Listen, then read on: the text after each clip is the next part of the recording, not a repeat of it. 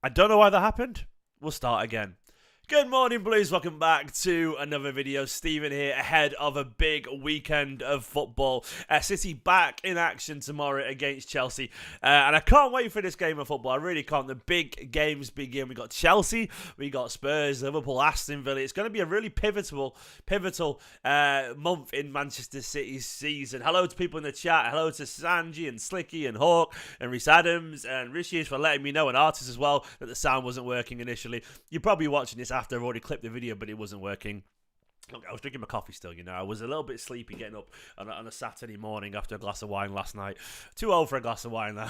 It knocks me for 6. But anyway, this is an interesting game of football. We can't ignore the narrative. The narrative is everything in football. Returning Cole Palmer alongside a returning Raheem Sterling. Returning Sterling. Okay, it's his second season where he's doing this. But we can't pretend that this is going to be anything other than a really interesting game of football.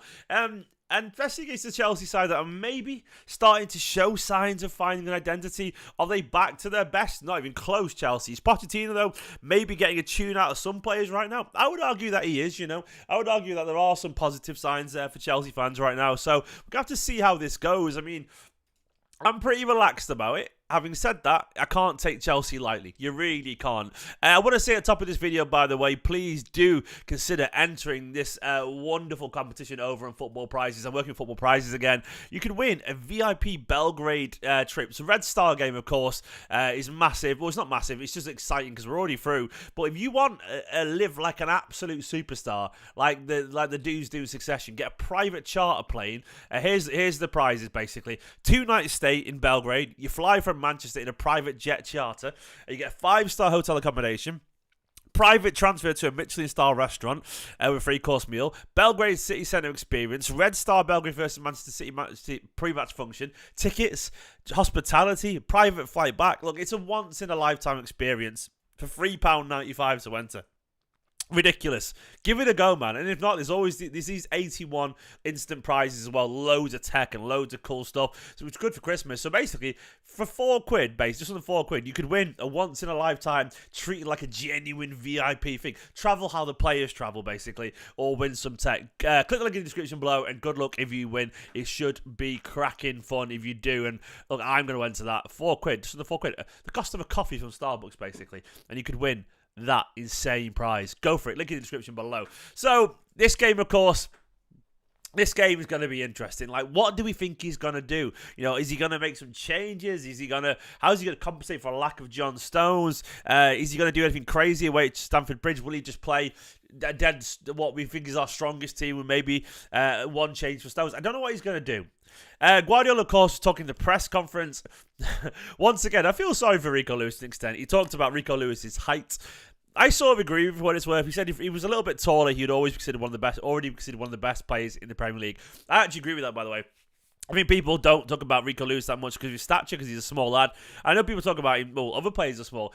I have met Rico Lewis, and I've met other small players at Manchester City. He is smaller than them. He's like 5'5", and like for whatever reason, the 5'7" sweet spot, like the likes of Foden and Bernardo and Aguero and Messi, it seems to be just about tall enough to get away with it in the modern game. Like, whereas 5'5", it's just about that little bit shorter there, a little bit shorter. I think it's just enough for players to lean them, so I think they struggle a little bit with physicality. Having said that, they're probably the greatest ever to play it was 5'5", Maradona, but he was exceptionally strong and stocky. Verratti, 5'5", did well. He won't hold him back, but he could do, and I think Pep's rightfully talking that out. Fingers crossed he gets a bit stronger as he gets older.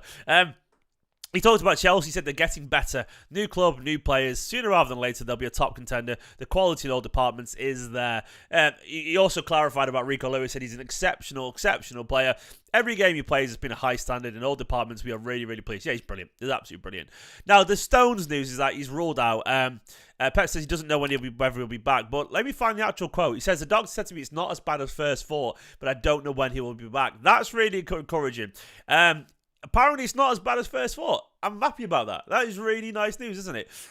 Massively encouraging news. Hello to people in the chat, by the way. Sub2 and Artis Bush and Anom and Wajid. Legends. Please like the video. Give the video a like, you know? Let's get the likes up while we're watching this live video together. Pep was asked about last season, how it compares. He said, I don't know. The team last season played really good. Just a little bit. We won a treble, guys. Come on.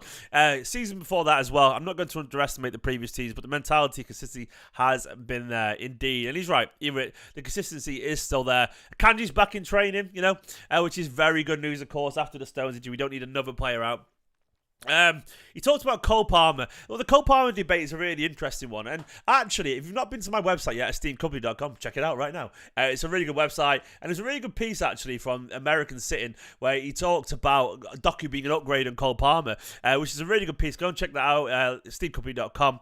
But we can't ignore the fact that Cole Palmer's done well at Chelsea. And Guardiola rightfully pointed out, he said he's really pleased for Cole Palmer. He said one of the reasons he left City was the game time. He's getting it, so congratulations to him. He's playing well and all the best. Congratulations to Chelsea and him. And he is. Look, I wanted Cole Palmer to stay and I was devastated when he left. I do think Doku is probably more than what City need than Cole Palmer right now. I actually agree with that. But my argument was always both. Both would have been the optimal scenario here. But it is how it is, man. It is how it is. I think it's just one of those things where we have to sort of get over it and move on. And look, you can't deny that it's been a good move for him. He's playing regularly for a massive club. He's become one of their key players. Playing centrally, Cole Palmer, I'm happy for him. If not gutted that he's doing it in the wrong shade of blue. Guardiola talks about Sterling. He's playing really good. He's back in his best moments from what I've seen recently. What he did at City for us in the early years was really, really important. Feels a long time ago now, Sterling, doesn't it? An awful long time ago. It really does. Calvin Phillips came up. Not much to report there, can't be asked talking about it. He was asked about if Vardial could play the Stones role. He said, yeah, maybe, but we need to prove it in training and in some drills. Still haven't seen it, but maybe in the future. He's only 21. When John came, we didn't think he could do it, but we've been 8 years together, many training sessions and concepts, and it's there. That's the thing is, look, Vardial absolutely can do it one day. We've got to be patient about these things because it's not just do you have the technical ability. No. It's understanding the shape of the team. It's becoming senior as well. It's understanding how important you are to that team. It's understanding the movements of all your players around them. You get to know your teammates. You get to know their strengths and weaknesses. You get to see the Premier League in a different way. It's like that scene in The Matrix where things slow down for Neo. And everything slows down. He can just see everything. And he's just gone like that. Bam, bam, bam, bam, bam. That's what John Stones has reached. You reach a peak where all of a sudden football comes a little bit easy for you. And that's what we're seeing right now. And Vardial is quality. And I think one day he'll have the ability to do it. But right now, no, it is going to take a bit of time. I agree with Guardiola. You'll have to be patient and so on. And I think he'll get there in time. But for now, it's just wild. It's absolutely wild to consider that we've got another one who can do that, but we've got to be calm. We've got to be calm. We've got to be patient. Alvarez was getting props as always, great player as always. He talks about bringing for young players. They usually do, but Kovacic, they thought it was a good signing. But he said we still have to have legends, but we had here. But tight passes for everyone, especially for athletes. Josko, Jeremy, Oscar, Rico, these players are really important. Nice bit of update on De Bruyne. He said De Bruyne feels good, but he's not running yet. These kind of injuries, it's better not to put pressure. When he feels good, the doctors are confident we can take the next step. You don't want to go too early and have to go back again. A tough injury, surgery, so step by step. And indeed, that's the thing. De Bruyne, I'm hoping he's doing well. I'm hoping that Stones isn't quite as bad. And when you think about the Stones games, you look at Manchester City's fixtures. Let me get them up on screen somewhere. City's fixtures are not a friendly bunch of fixtures. We got Chelsea. Then in 2 weeks, we got Liverpool at home. We've got Leipzig, which doesn't mean anything that game, We got Spurs, and then we got Aston Villa away. Luton then, of course, away as well, which is going to be an interesting game too, I can't deny it. Palace at home. Look, these run of fixtures, you really want a bit of John Stones, don't you? You really do. John Stones is a world-class player. There's no better way to put it than that. He's world-class. And if it's not as bad as first thoughts, maybe it's just going to be a month or so. Miss a couple of games, but not 2 or 3 months. That'd be great. Maybe it's mind games. Maybe I did say that. Pep always goes to the worst-case scenario with these things. I thought with Stones maybe it was true, but he always does tend to go to the worst-case scenario. So I'm going to be patient. I'm going to be optimistic. You look at Chelsea's results, by the way. Look, Chelsea currently sat 10th. They have been bang average this season. 4-3-4 they're playing there. That's the formation. 1-4, drawn 3, lost 4. Scored 17 goals, 12 against 5. And look, you compare it to City's record, we've scored 28 goals, conceded 8. Best defensive record in the league. Look, things are looking good for us right now. And Chelsea, it's okay. It's okay.